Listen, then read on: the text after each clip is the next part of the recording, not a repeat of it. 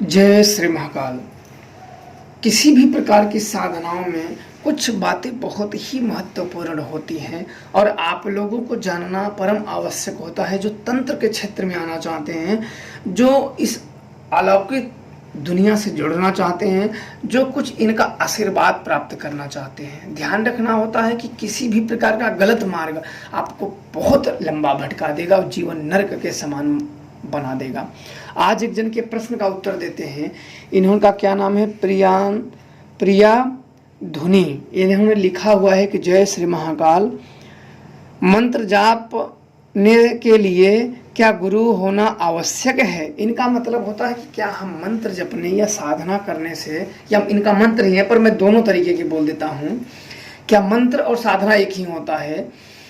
क्योंकि मंत्र जापना, किसी भी साधना में मंत्र ही जपा जाता है और कुछ नहीं। अगर मंत्र हटा दिया जाए तो कुछ है ही नहीं। आप मंत्र और साधना दोनों एक ही साथ कैटेगरी के जोड़ के देखा जाता है। अगर किसी भी साधना में मंत्र हटा दिया जाए तो आप खाली बैठोगे, या तो ध्यान करोगे या तो योग करोगे, और मंत्र रहेगा तब उसे ही साधना किया जाता है। तो दोनों एक ही हैं लगभग। अब आपका यह प्रश्न है कि क्या गुरु होना आवश्यक है? तो देखो, गुरु होना आवश्यक नहीं, परम आवश्यक है। इसलिए कि जो आप जिंदगी में सोचो कि जब कभी भी इस क्षेत्र में आप आओगे, तंत्र मंत्र या ईश्वरीय मार्ग में आप पहला जो कदम धरोगे, तो पहला कदम जो होता है वो गुरु रखाता है।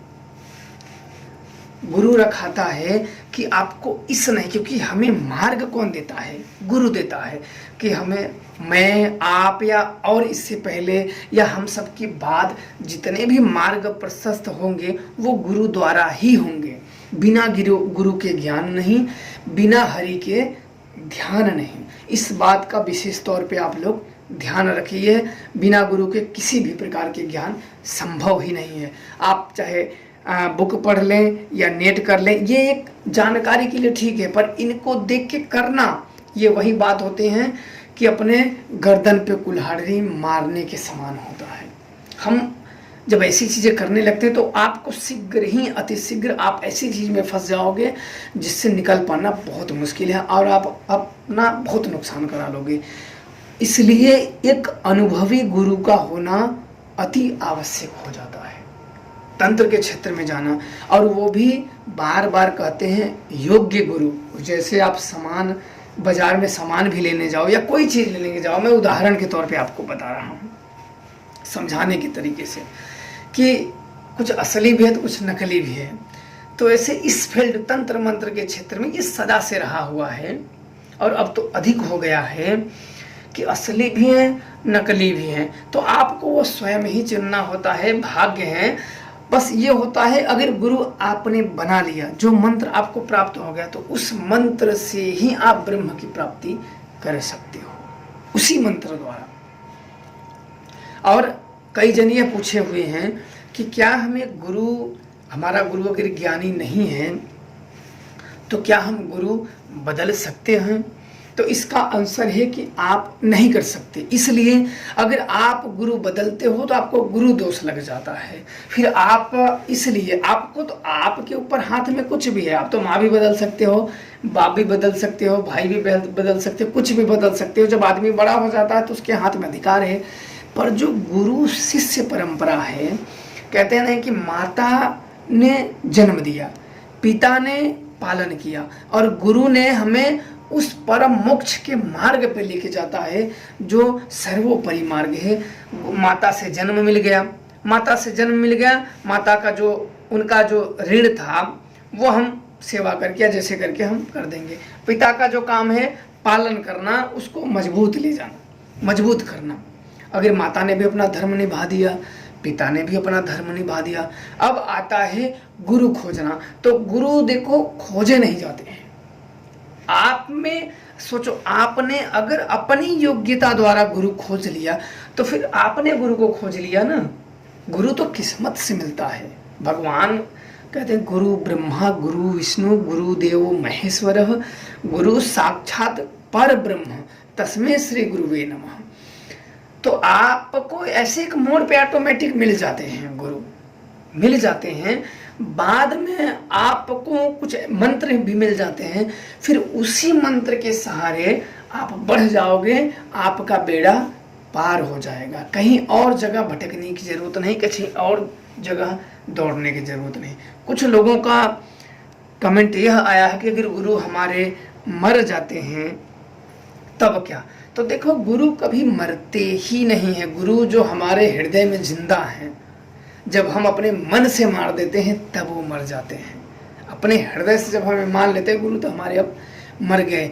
अन्यथा गुरु जो है वो तो साक्षात पर ब्रह्म भगवान शिव हैं, ये कहाँ मरते हैं।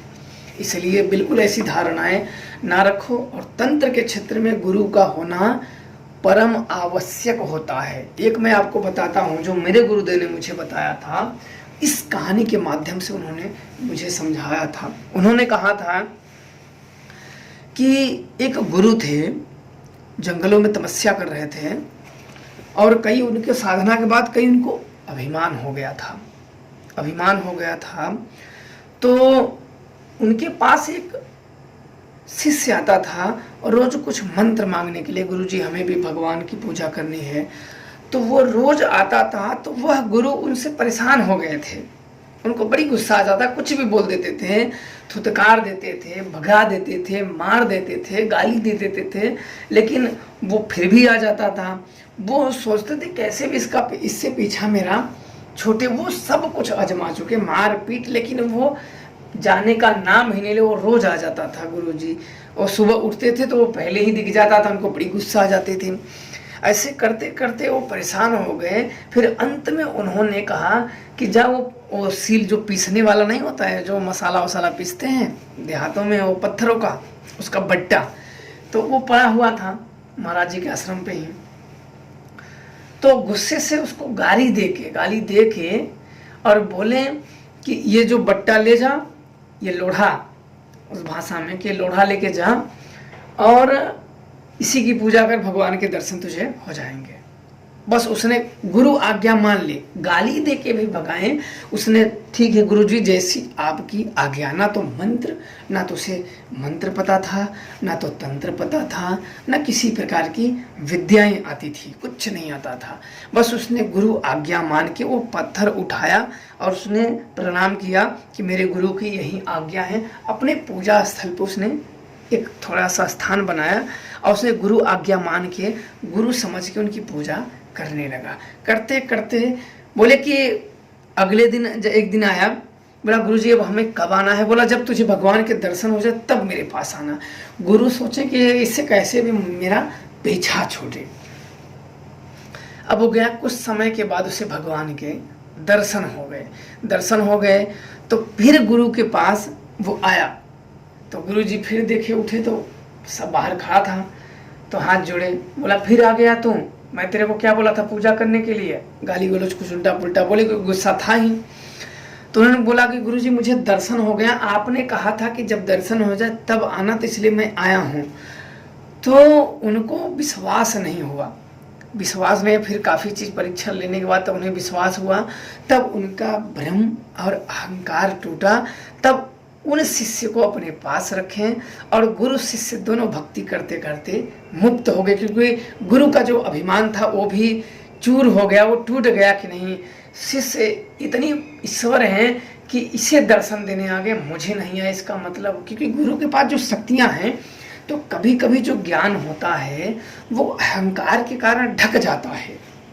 अहंकार, अभिमान ऐसी चीज होती है कि सबसे पहले कोमल भावनाओं को नष्ट कर देता है। पहला काम अभिमान यही करता है। अब जब सुंदर भावनाओं का नष्ट हो जाना, तो इंसान का पतन का पहला लक्षण होता है। अब समझ जाना चाहिए, तो अपने चीज़ों पे गौर करना चाहिए, और दोनों करते हुए उस परम धाम को चले गए। यह मेरे गुरुदेव ने मुझे बताया था समझने के लिए कि गुरु की आज्ञा सर्वोपरि है। और मैंने वही कहा, जब मैं अपने गुरुदेव से मिलता था, मैं अपनी बताऊं तो उनके जब मैं जाता था तो बिल्कुल आंखों में देखता था ना, जैसे कि असीम शांति हो, जैसे किसी भी प्रकार का ना कुछ, हाथों में कुछ ना होते हुए भी सब कुछ प्राप्त है जैसे। अब मैं भी जब देखता था ना, तो ऐसा लगता है क्या चाहिए दुनिया में जो अपने ले उसमें हमें कुछ न कुछ ऐसे भाव, अहंकार, अभिमान या कुटिलता या बेविचार, अन्य जितने मेरे शब्दावली में आपको कह रहा है उससे भी अधिक जो आपको पता है, वो सब हमारे अपने साथ चिपक जाते हैं। आप धन एकत्रित करोगे तो आपके साथ इच्छाएं आएंगी, लालच आएगी, कामना आएंगी, जो भक्ति में, मुक्ति में सबसे बड़ी बाधाएं उत्पन्न करती हैं। इस चीज़ों का ज्ञानी जन को सदैव सावधान रहना चाहिए कि हमें पेट भर भोजन और सोने के लिए बस चाहिए, इससे अधिक की अगर मांग करते हो तो आप जल्द ही माया के अधीन में आ जाओगे। ये मेरे गुरुदेव ने मुझे बताया था कि इससे अधिक अगर कोई व्यक्ति मांग करता है तो जल्द ही माया के अधीन आ जाता है। इस माया में उतना नहीं पड़ना चाहिए।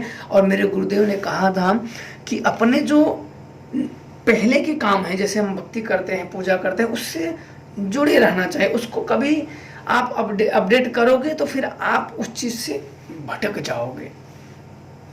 और वो बहुत अच्छे अच्छे जो मेरे गुरुदेव थे, वो बहुत अच्छे अच्छे ज्ञान देते हैं कि जिसकी वजह से, और मैं लोगों का देखता हूँ, आप लोग इतने भटके हुए हो कि एक शक्ति का, किसी गुरु ने आपको कह दिया कि जा इस शक्ति की भक्ति कर, तो उसी शक्ति से आपका कल्याण हो जाएगा। क्योंकि गुरु की आज्ञा है ना, हम क्या करें, हमें तो गुरु की आज्ञा है, वो तो गुरु जाने। अगर गुरु ने बोल दिया कि जा तेरी मुक्ति है, तो आपने गुरु शब्द में उस शिव को कहा है। गुरु शब्द जो है वो शिव है, पर ब्रह्म भगवान शिव है, सदा शिव। गुरु उन्हीं हो। जगत गुरु कौन है? आगे से जगत हटा दिया जाए तो गुरु कौन है? जगत मतलब होता है संसार, और गुरु मतलब शिव। भाई किसी आदमी को आप गुरु कहते हो तो गुरु उसका नाम नहीं, पर गुरु के गद्दी द्वारा, गुरु शब्द द्वारा उसे संबोधित करना। इसलिए गुरु के कहते नहीं कि गुरु के कैसे, मैं आपको अभी मुझे क्लियर याद नहीं है, गुरु के साथ कपट या मित्र के साथ चोरी, कौन होए निर्धन कौन होए कोढ़ी। ये थोड़ा सा ग्राम्य भाषा है, इसको खड़ी में बताने में थोड़ा सा अजीब जैसा हो जाता है कि गुरु से कपट और मित्र से चोरी, ये दो चीज कभी नहीं होना चाहिए। ये दोनों चीज करने से निर्धन और कोढ़ी हो जाता है।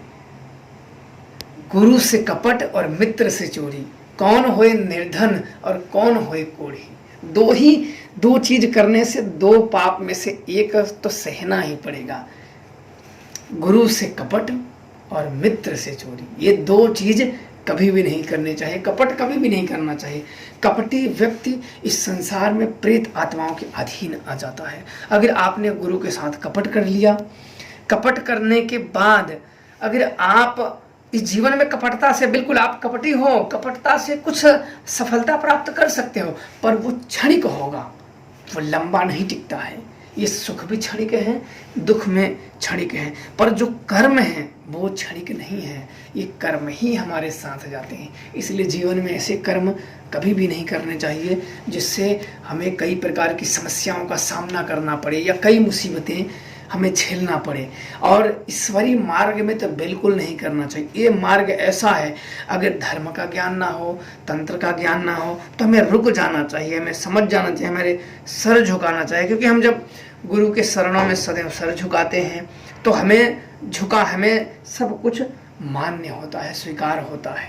मेरे गुरुदेव थे, मैं बड़ा भाग्यशाली, अपने आप को बड़ा भाग्यशाली और किस्मत वाला मानता हूँ। मेरे गुरुदेव कहते थे कि जब तुम्हारा नाम आता था तो ऐसा लगता था तुम मेरे सामने खड़े हो आत्मा रूप में।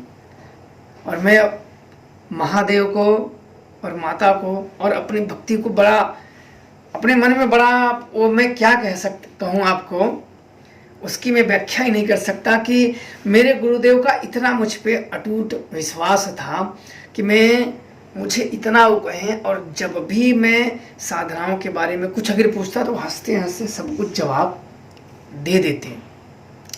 कोई भी विद्या, क्योंकि वो इतने जानकार थे, क्योंकि मैंने उनको देखा हुआ है। हम भी थोड़ा सा इधर उधर लोगों को जान समझ के ही, कोई भी व्यक्ति तंत्र में जरूर सीखता है तो बिना जाने सोचे नहीं सीखता है। तांत्रिक लाइन में, तंत्र विद्या में देखो अब क्या होता है, अधिकतर लोग ऐसे शमशान में जाते हैं तो कैमरामैन अन्य चीज़ लेके जाते हैं, पर पहले तो ये तो था ही नहीं। करो या मरो वाली कहानी।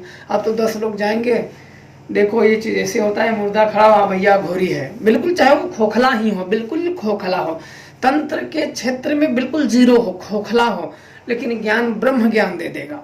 और पहले ऐसा था कि आपके पास कुछ नहीं था, आप मर भी जाओ तो बताए सामने वाला कि भैया ये तो यार खत्म हो गए हैं, तब पता चले। तो ये चीज़ नहीं था, बिल्कुल भय का माहौल हो गया था। तो बहुत सही है कि आप लोगों को कुछ मिल जाए। तो मेरा ये मानना है कि अगर कुछ गुरु के सानिध्य में अगर मिल गया तो आप उसको आगे बढ़ाते रहोगे तो निश्चित तौर पे सफलता सबको मिलती है। किसी को आज मिलती है और किसी को कल मिलती है। और मंत्र जागते ही इष्ट का ध्यान लग जाता है। किसी भी मंत्र का अगर जप करते हो, मंत्र जागते ही इष्ट का ध्यान लग जाता है। हमें किसी भी जगह भटकने की जरूरत नहीं, हमें यहाँ वहाँ भटकने की जरूरत नहीं है। हमें बिल्कुल मतलब परमात्मा को अगर प्राप्त करना है तो जो मिल गया, मैंने बताया ना कि ईंट पत्थर जो मिल गया, गुरु की आज्ञा मान के सिरोधार है उस परम शिव का। अब वो गुरु जाने, जैसे एक राजा होता है, अगर अपनी सेना को अगर आदेश दे देता है कि अगले व्यक्ति को खत्म कर दो, उसका पापी कौन हुआ? दोष किसको है? सेना को है कि राजा को है? तो इस प्रकार से गुरु आज्ञा सर्वोपरि है। जो तंत्र क्षेत्र में है, आपने जो पूछा कि गुरु होना अति आवश्यक है या नहीं, तो आप इस चीज़ों से माध्यम से समझ गए होंगे कि साधनाओं में गुरु होना आवश्यक है या नहीं। आप लोग समझ गए होंगे तो अपनी राय जरूर दें। जय श्री महाकाल।